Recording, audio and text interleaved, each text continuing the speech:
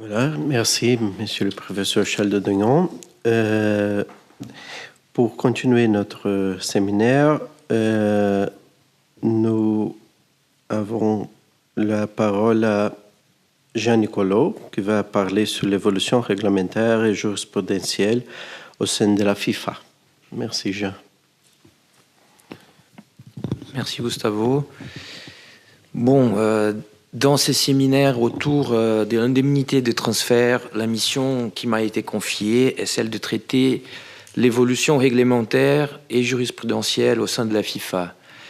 Deux évolutions qui vont de pair, bien évidemment, car, comme Charles a bien dit, les organes judiciaires de la FIFA appliquent en premier lieu les règles édictées par la propre organisation faîtière de football. Pour cela, je me pencherai dans un premier temps sur la manière dont la FIFA, et plus précisément la Chambre de résolution des litiges de la FIFA, procède à la fixation de l'indemnité des transferts. Ensuite, on passera à l'analyse de l'impact sur la détermination de cette indemnité que peuvent avoir les réformes envisagées et récemment annoncées par la FIFA. On commence donc par la démarche actuelle de la Chambre de résolution des litiges en matière de fixation de l'indemnité de transfert. Cette indemnité s'agit, il convient de préciser, comme a dit Charles aussi, de celle qui est due par un joueur à son ancien club lorsque la résiliation du contrat sportif de travail est provoquée par le propre joueur.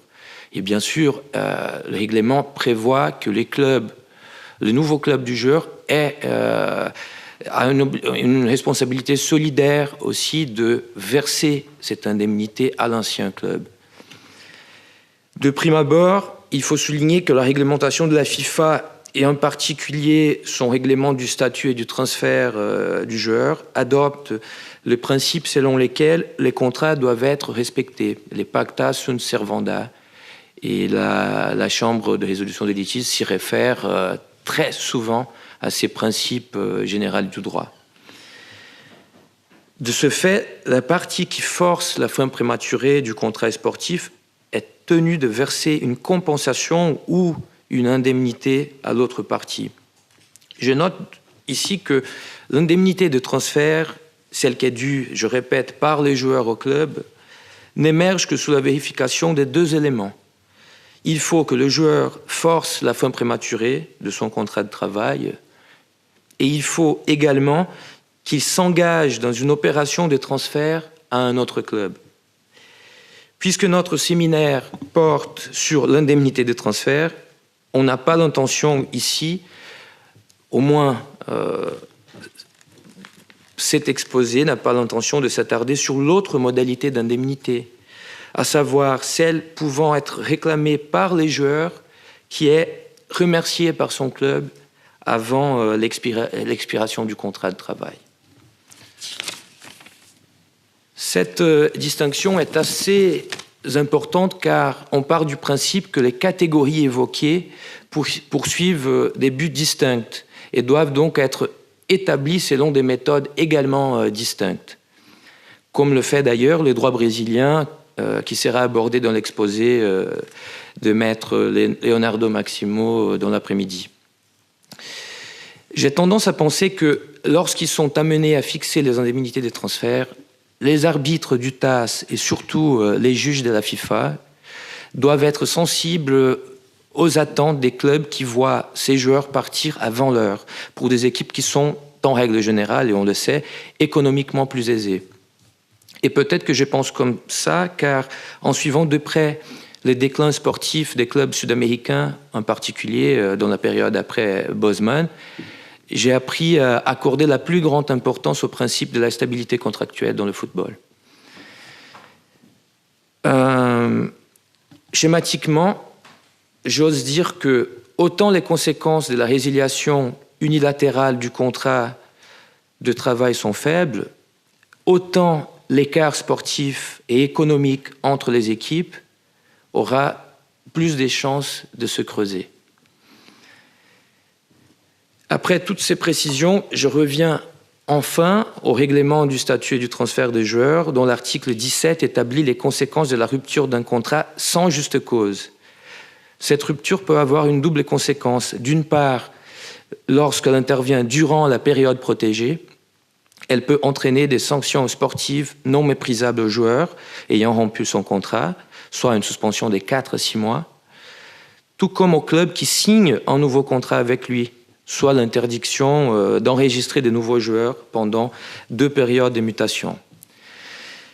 Je rappelle que selon la réglementation de la FIFA, la période protégée, comme on le sait, peut couvrir les 3 saisons suivant l'entrée en vigueur du contrat, si ces derniers est conclu avant le 28e anniversaire du joueur, ou les 2 saisons suivant la signature du contrat, s'il est conclu après le 28e anniversaire du joueur.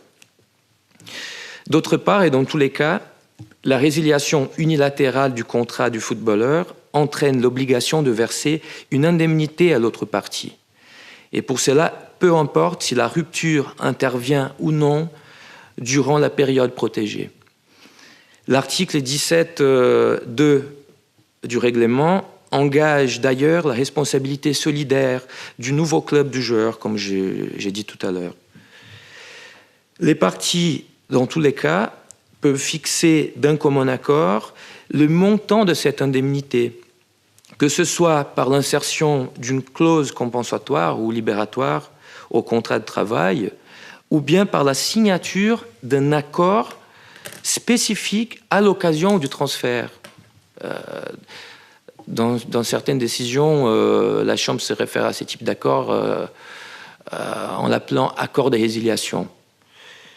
Il est bien évident que lorsque l'indemnité est fixée d'un commun accord, à l'occasion d'un transfert, la question du calcul de l'indemnité ne se pose pas. Le seul problème envisageable dans ces cas de figure est un éventuel manquement concernant l'obligation du joueur ou de son nouveau club de payer les montants accordés. Dans une affaire récente, c'est fut au nom du principe pacta sunt servanda que la Chambre de résolution des litiges a fait valoir dans une décision du 8 mars 2018 qu'un footballeur devait verser à son ancien club 100 000 euros en plus d'un intérêt de 5% par année. C'est ce qui prévoyait en effet une clause insérée dans l'accord de résiliation célébré par les parties. Il arrive aussi assez souvent que le montant de l'indemnité de transfert soit fixé par une clause insérée dans le contrat de travail. Il n'est pourtant pas rare que ces célèbres clauses libératoires soient contestées devant les juges sportifs, notamment lorsque le joueur souhaite résilier son contrat pour partir ailleurs. La pratique démontre en effet que des clauses libératoires fixant des sommes trop élevées risquent de ne pas être prises en considération par les organes judiciaires de la FIFA. Et peu importe là si certains droits, comme le brésilien, n'établissent pas des limites pour l'indemnité découlant d'un transfert international, comme vous montrera tout à l'heure Leonardo Massimo. Dans une décision du 30 août 2018, par exemple, la Chambre de résolution des litiges a fait valoir que la clause pénale, elle s'y référait comme ça, insérée dans le contrat en cause, qui était stipulé en 40 millions de dollars, était, et je cite, excessive et de ce fait inacceptable. D'ailleurs, ces montants équivalaient à pas moins de 223 années de travail du joueur en cause. Je remarque en tout cas que la question ne se pose même pas dans des systèmes juridiques tels que l'anglais et même le français qui n'admettent pas l'insertion des clauses comparables dans le contrat sportif, peu important la valeur de l'indemnité fixée. À ce stade, la question est de vérifier comment les organes de la FIFA procèdent au calcul de l'indemnité lorsqu'il n'y a pas d'accord entre club et joueur ou qu'ils décident d'écarter, alors lorsqu'il n'y a pas d'accord ou lorsque l'organe judiciaire de la FIFA décide d'écarter la clause libératoire car le montant établi est excessif. Dans ces cas, la Chambre de résolution des litiges se sert de la méthode de calcul établie par l'article 17 du règlement. Elle doit toujours prendre en considération les droits en vigueur dans les pays concernés ou dans les pays concernés, les spécificités du sport et tout autre critère objectif. Je ne sais pas exactement qu'est-ce que ça veut dire, mais c'est le texte. Parmi ces critères objectifs,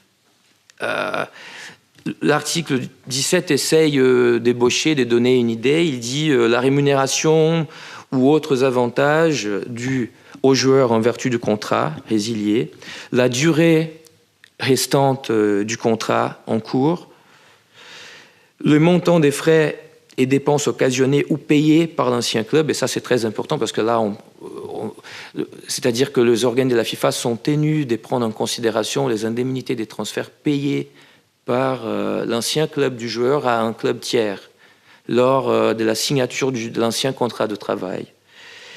Et aussi, la Chambre doit tenir compte de la question de savoir si la rupture intervient pendant la période protégée ou pas, et si elle intervient pendant la période protégée, l'indemnité doit être plus élevée.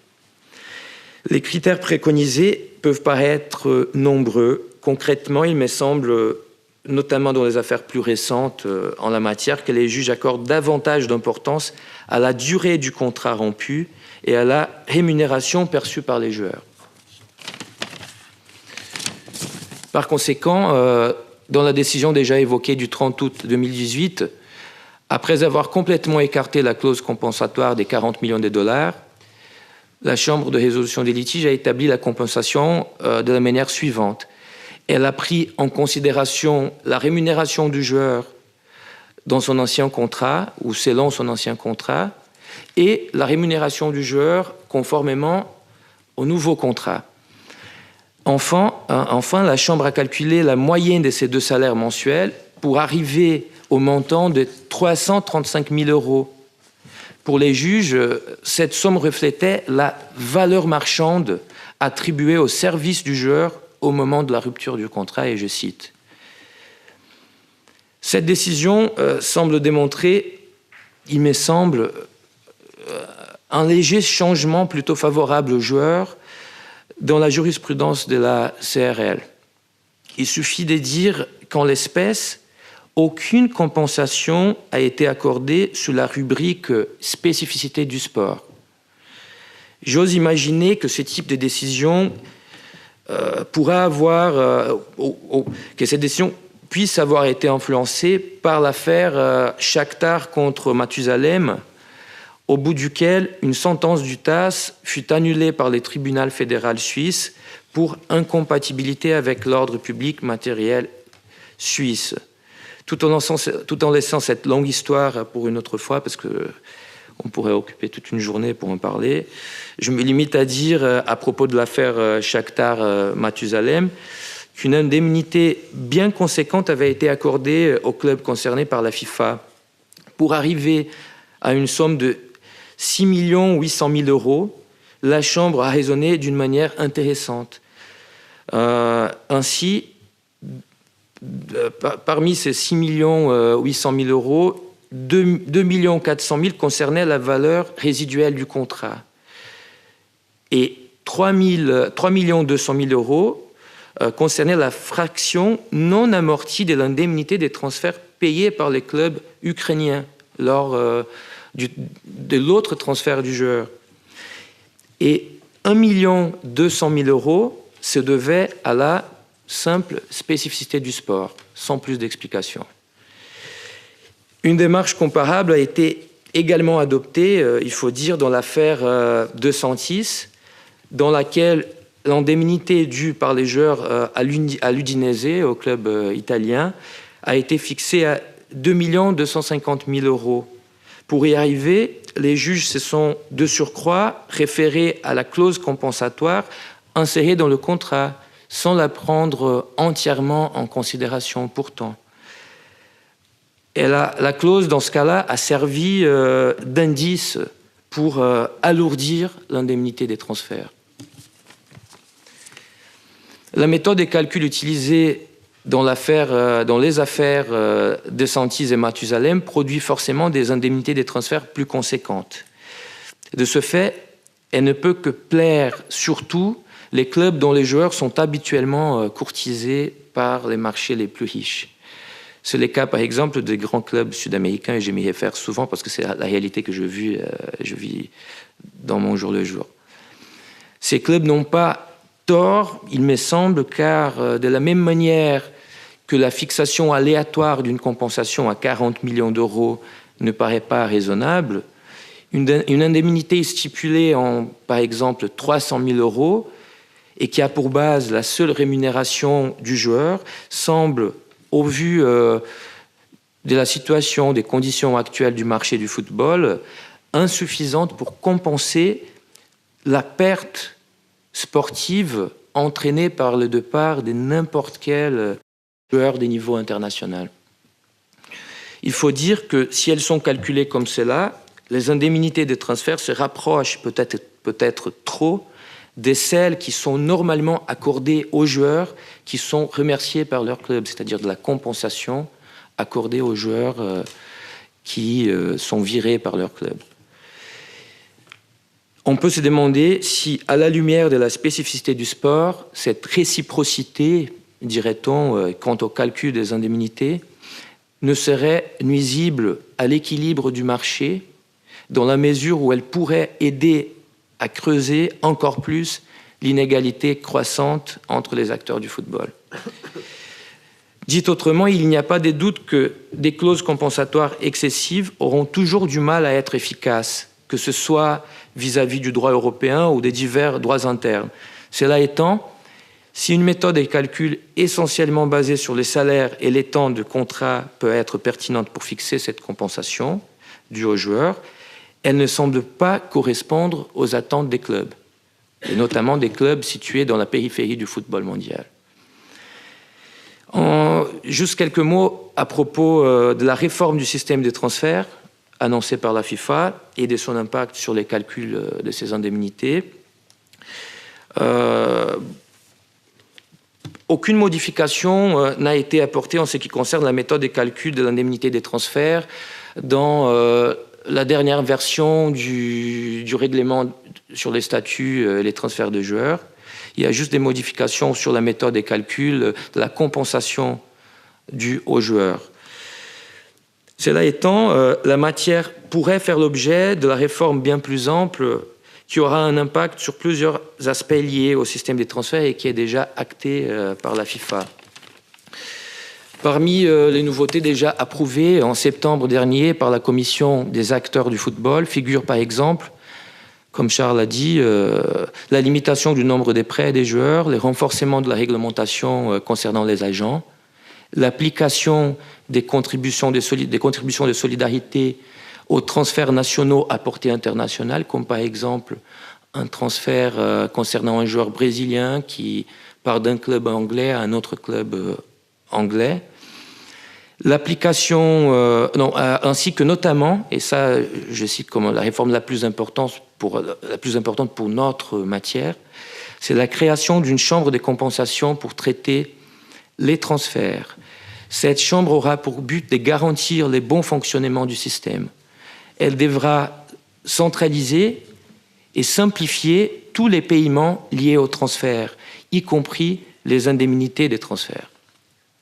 Avant la divulgation de ces mesures, le 25 septembre dernier, des rumeurs annonçaient que la nouvelle chambre pourrait se servir d'un algorithme pour les calculs des indemnités sur la base de la valeur, on dirait, réelle des joueurs.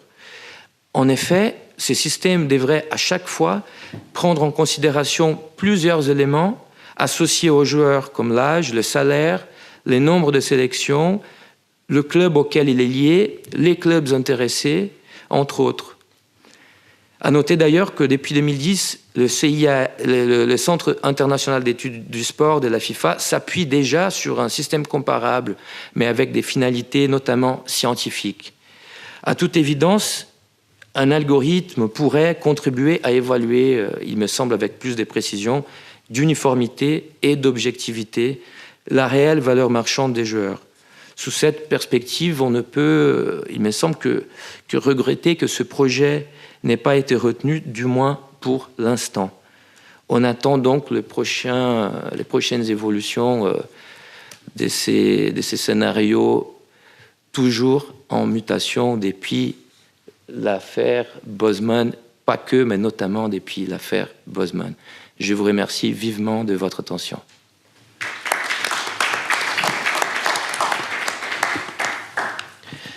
Merci Jean et merci pour rester dans le temps que nous avons prévu.